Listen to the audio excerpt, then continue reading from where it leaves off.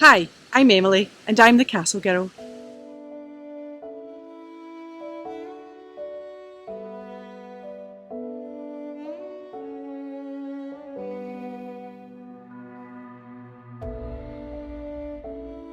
Today I'm at Caerlaverock Castle.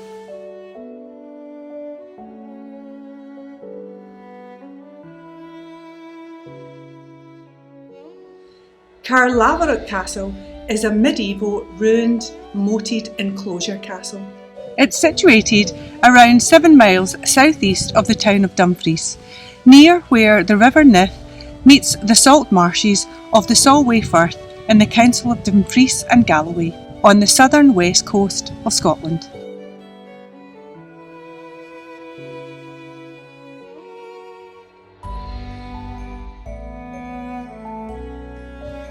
The name Caerlaverock could possibly originate from Old Brittonic car, meaning fort, and Old English laverock, meaning lark. Therefore, this could translate to Fort of the Lark. Earlier Roman and British fortified sites in this area date back to the 1st century. In 1220, the lands of Caerlaverock Castle were granted to Sir John de Maxwell by Alexander II of Scotland. Maxwell was the Chamberlain of Scotland in 1231. He built an earlier stone tower house castle known as Old Caerlaverock at this time.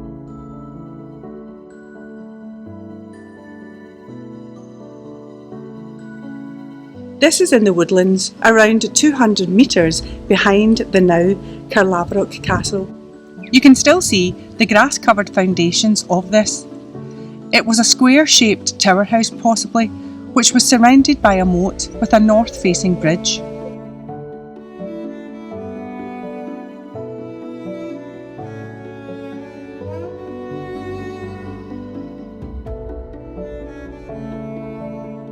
Whether the original fortress was complete is unsure.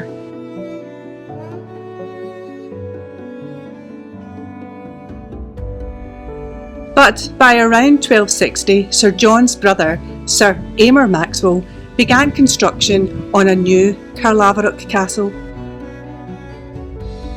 Aymer Maxwell, who served as Chamberlain also between 1258 and 1260, was the heir to Sir John.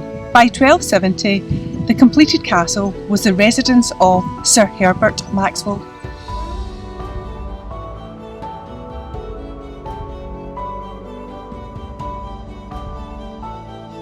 He was the son of Aymer and Sir John's nephew.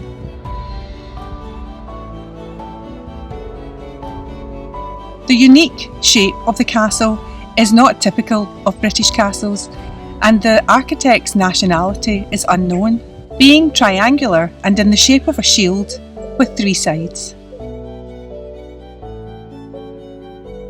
There's a large double drum tower on the angle facing north and 2 large single towers on the other 2 angles. There are high curtain walls linking the 3 towers, and inside the walls is a courtyard where internal buildings were built against. The castle is surrounded by a wide moat. The 2 towers of the gatehouse are pierced with gun loops, used originally for arrow shooting. The castle would have been accessed through the gatehouse over the moat by a drawbridge.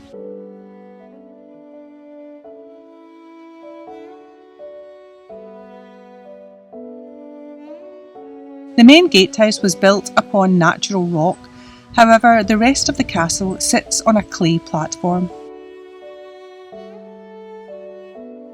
Sir Herbert Maxwell swore loyalty in 1296 to Edward I of England. But during the Scottish Wars of Independence with England and the civil wars between the Balliols and Robert the Bruce, the Maxwells' loyalty shifted between the Scots and the English causes. During this time, Caerlaverock Castle was attacked several times.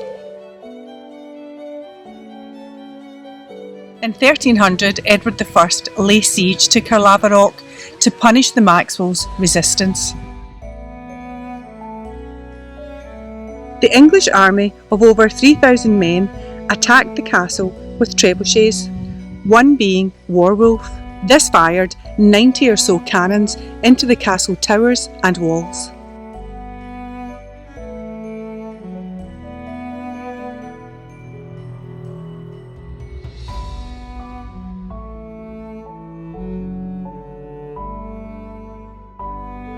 A garrison of 60 Scots surrendered after holding out for some time.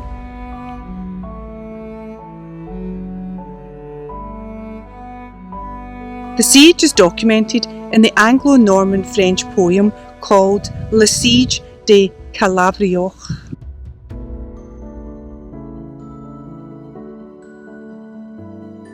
Sir Herbert's son Eustace held Caerlaverock as an English vassal.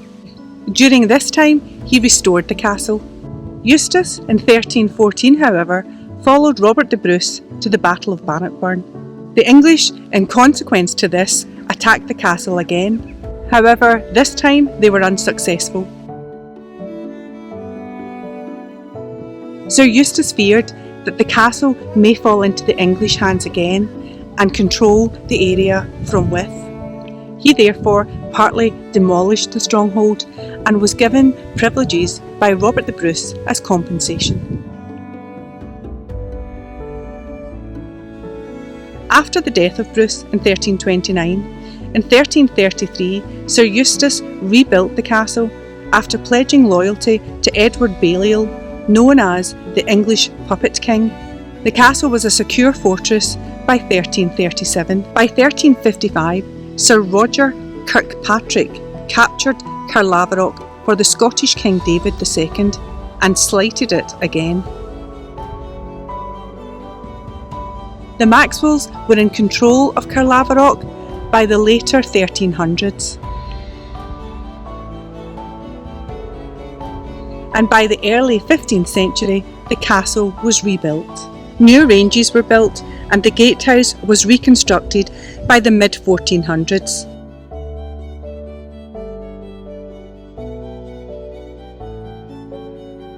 A stair tower was added and a great vaulted hall on the first floor.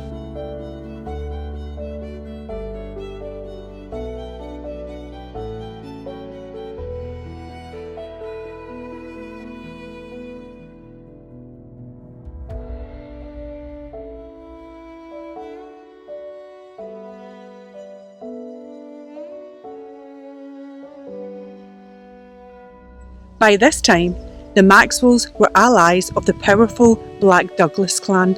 Herbert Maxwell was given the title Lord Maxwell from James I of Scotland after helping him flee England after a long captivity of 18 years.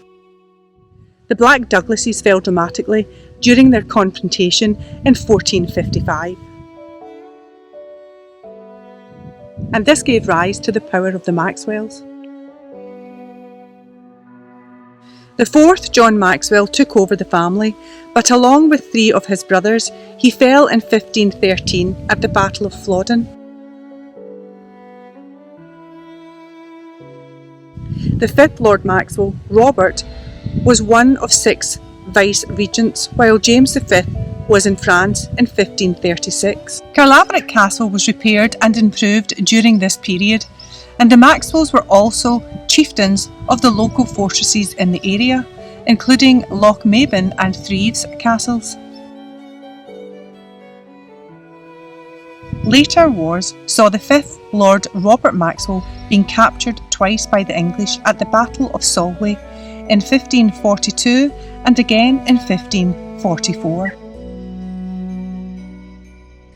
During this time, Lord Maxwell was in support of the Catholic Mary Queen of Scots. Caerlaverock Castle was once again in the hands of the English by November 1545, when Maxwell was held by Cardinal Beaton in October 1545. Maxwell pled loyalty to Henry VIII at this time, but only for fear of his life. After confessing this to Cardinal Beaton, he was appointed warden on the West Marches in June 1546, although died in July that same year. The 6th Lord Maxwell, also Robert, died in September 1552, and his son, born 7 months after his father's death, became the 8th Lord John Maxwell in 1553. This was after his older brother, the 7th Lord Maxwell, died at the age of 4. The Maxwells supported Mary Queen of Scots' cause after her abdication in 1567 to her young son James VI of Scotland and the 1st of England. In 1570, Thomas Radcliffe, the Earl of Sussex, attacked Caerlaverock, destroying the gatehouse using gunpowder during these religious wars. Lord John, the 8th Lord Maxwell, supported Mary Queen of Scots, and after her execution in 1587 took part in planning the Spanish Armada in 1588 in the failed attempt to invade England, overthrowing Queen Elizabeth I. During this time, he further strengthened Caerlaverock in case of attack again by strengthening the curtain walls and reconstructing the gatehouse tower and widening the gun ports. The 8th Lord Maxwell died at the hands of the Johnstons of Annandale during a feud in 1593 at the Battle of Driftsands. His son, also John, became the 9th Lord Maxwell at the age of 10. During his lifetime, he continued feuding with the Johnstons.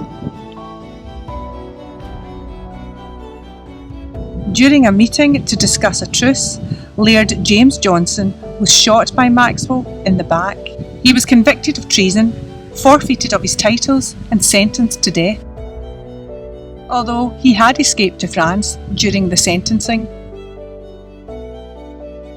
He secretly returned 5 years later in 1612, but was beheaded in Edinburgh in 1613. This story is depicted in the Francis James Child's 19th century ballad, Lord Maxwell's Last Good Night.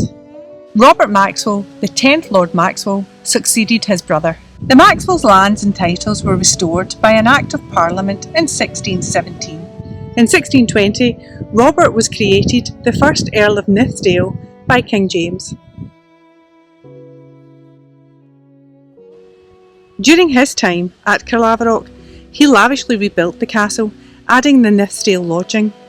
This was an L-shaped mansion on the south and east courtyard side. Large windows were added to the curtain wall, and an elaborate facade over the courtyard.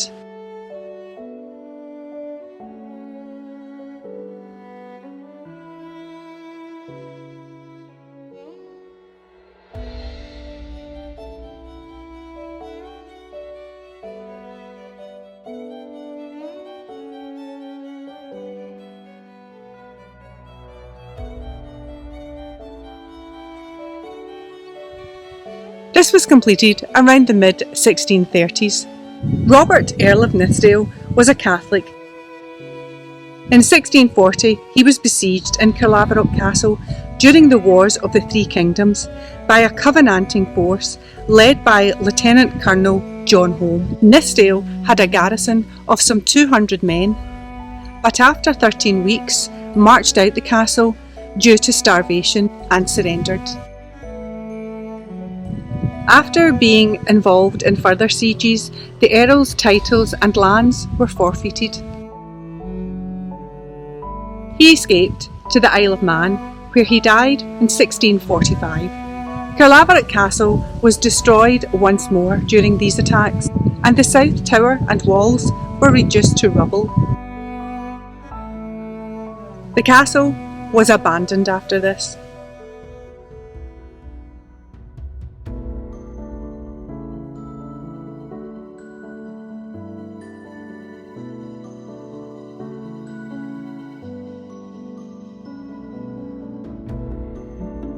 Caerlaverock Castle is now in the care of Historic Environment Scotland.